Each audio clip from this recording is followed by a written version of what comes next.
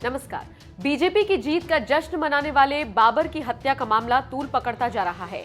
इस पूरे घटनाक्रम पर सीएम योगी बारीकी से नजर बनाए हुए हैं और दोषियों को सख्त से सख्त सजा देने की कसम खा चुके हैं। इसी बीच योगी ने मृतक बाबर की मां से फोन पर बात कर उन्हें सांत्वना दी और साथ ही कहा कि वो भी उनके बेटे जैसे हैं। सीएम योगी के आदेश पर जिला प्रशासन ने परिवार के खाते में तुरंत 2 लाख रुपए ट्रांसफर भी किए। योगी ने परिवार को ढांढस बंधाते हुए कहा कि दोषियों को बख्शा नहीं जाएगा। 10 मार्च को आए चुनावों के नतीजों में बीजेपी को जिस तरह से प्रचंड जीत मिली, उसने जनता के चेहरे खिला दिए थे। इसी खुशी में कुशीनगर का 25 साल का लड़का बाबर भी शामिल हुआ। बाबर ने अपने मोहल्ले में मिठाई बांटकर जश्न मनाया था। हालांकि बाबर का ऐसा करना कुछ लोगों को रास नहीं आया और उन्होंने उसे जमकर पीट दिया था। बाबर को इतना मारा गया था कि जब उसे अस्पताल ले जाया गया तो डॉक्टर्स ने उसे मृत घोषित कर दिया। बाबर की मौत के बाद से ही पूरे यूपी में विवाद गहराया हुआ है। बीजेपी की जीत की खुशी मनाते हुए दिन दहाड़े कैसे एक मुसलमान युवक की हत्या कर दी गई, इसको लेकर खूब गहमागहमी हुई, जिसके बाद बाबर के परिवार को इंसाफ दिलाने के लिए खुद योगी आदित्यनाथ आगे आए। सीएम के सख्त निर्देश के बाद से ही आरोपियों की धरपकड़ जारी है। 2 आरोपियों को अब तक गिरफ्तार कर लिया गया है, जबकि 2 फरार बताए जा रहे हैं। इसी बीच योगी आदित्यनाथ ने बाबर की मां से फोन पर बात की। योगी ने कहा, आप परेशान ना हो, मैं भी आपके बेटे जैसा हूं। मुख्यमंत्री ने परिवार को आश्वासन दिया कि दोषियों को किसी भी कीमत पर बख्शा नहीं जाएगा। इस बात की जानकारी बाबर की मां ने एक न्यूज चैनल को भी दी। बाबर की मां ने बताया कि कैसे सीएम ने उनसे बात कर उन्हें हिम्मत बंधाई। बाबर की मां ने सीएम से कहा, जिस तरह से मेरे बेटे को मारा गया, आरोपियों का परिवार भी बर्बाद होना चाहिए। बहरहाल अब देखना होगा बाकी के दोनों आरोपी कब तक गिरफ्त में आते हैं और इन सभी को क्या सजा मिलती है।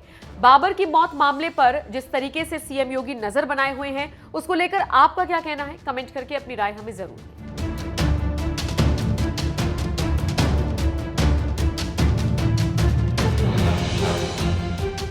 लोग कहते हैं सपा का विकास और बसपा का विकास क्या था। मैंने कहा देखो, सड़क पे तो नहीं दिखाई देता। ये जो एलिवेटेड रोड बन रही है ना, ये जनरल साहब के सांसद बनने के बाद बनी है।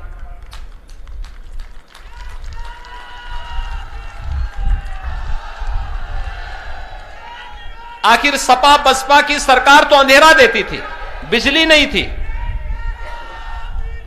गरीबों के लिए राशन नहीं था।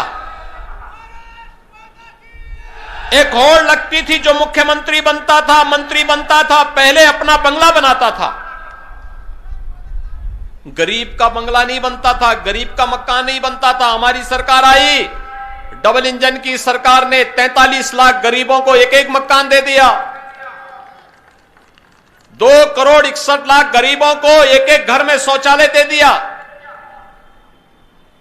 1 करोड़ वृद्धजनों को, विधवा महिलाओं को, दिव्यांग जनों को 12,000 रुपए सालाना पेंशन की सुविधा दे दी।